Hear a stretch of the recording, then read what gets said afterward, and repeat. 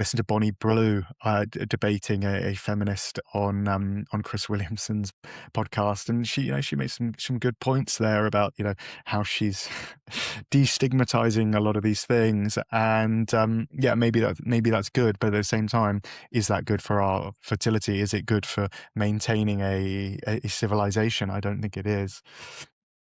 Yeah, actually, let's stick with Chris Williamson there because I got to be honest here, I stopped watching Chris Williamson, and the reason I did was because although I found him very helpful and things, I reached a point with him where it's like I can't listen to any more stuff about how to optimize my life. Like, Chris, I'm optimized out. I can't do any more, man. I can't think about this. I can't be a better person. Do you think that there is a lot of pressure on men nowadays? Because they're sort of between a rock and a hard place. What I'm saying, there's this whole mainstream culture. It's like, well, you're just a toxic person that's just out to destroy everyone. So go sit over there and be quiet. But then if you get into that sort of space, before an Andrew Tate, which is like fuck everyone, this space of like, come on, man, like let's sort of better ourselves. Let's understand that there's plastic in our balls, and get to the gym and all that kind of stuff. But does that in itself, after all, become toxic because no one can really a man can't optimize himself that much? Like sometimes we're just average. Yeah. So I've come down from Ben Greenfield to Chris Williamson. So Ben Greenfield is all about optimization. It's, non-stop, blood transfer, was it plasmapheresis? That's what I'm looking into now. So that's basically like having all my blood changed, and I've been Oh listening my to a God. podcast on him. It's peptides, it's red light on your face, on your balls, on every part of your body. So yeah, I used to be like totally obsessed with optimization, and I still am by certain standards, but I've come down from, like, Ben Greenfield was the podcast I used to listen to most because I was so obsessed with optimization. Ben Greenfield is sorry, Chris Williamson is more like, he has some optimization in there, but then he's also got some politics in there, some sociology, some psychology, some spirituality.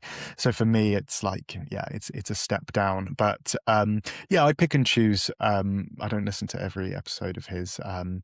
It just so happens that he has two episodes with two very well known people that are on this subject. I guess what I'm saying is once you're sort of on that optimization train, though, it's very hard to stop. Like once you are starting to listen to podcasts, or once you're starting to work on your diet or your fitness, it's like level up, level up, level up, level up. And I do think for a lot of men, it can get a bit too much where it's like, especially for me as a dad with 3 kids running around, I'm like, I can't do the workout today.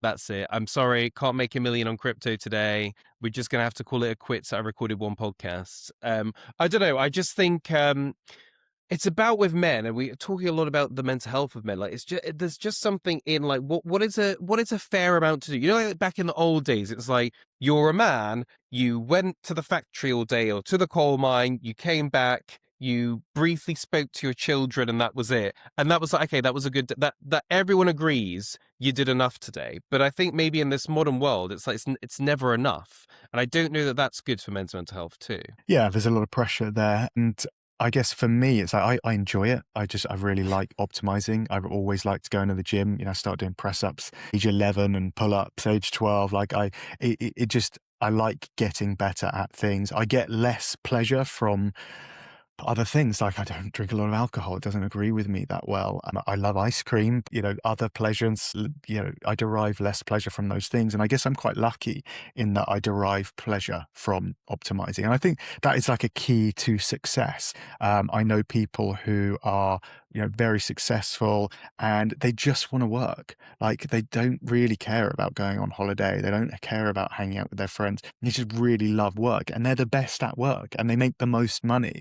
And I think it's the same with like a musician. Like, the person who loves playing the guitar is going to be way better than someone with more talent who doesn't really enjoy playing the guitar. So I think, yeah, it's important to compartmentalize these things, being like, I'm happy with where I'm at. I'm not overweight. I'm not depressed. I'm on a good trajectory. And my trajectory is not as fast as other people, but I'm still trending in the right direction. And I think social media is a real problem for comparison, is because, yeah, you see other people who are looks maxing or but abs maxing or crypto maxing, or everyone is maxing something. It Mhm. seems like you have to max something or you're doing nothing. But then you look at, you'd be like someone who's looks maxing, like how are their relationships, like where are they falling down in other parts of your life? I think if you're maximizing one thing, there's probably another part of your life that has a gaping hole that needs more of your time. But I mean, I think, yeah, people derive happiness from different things, and yeah, if it's working for them, then it's working for them.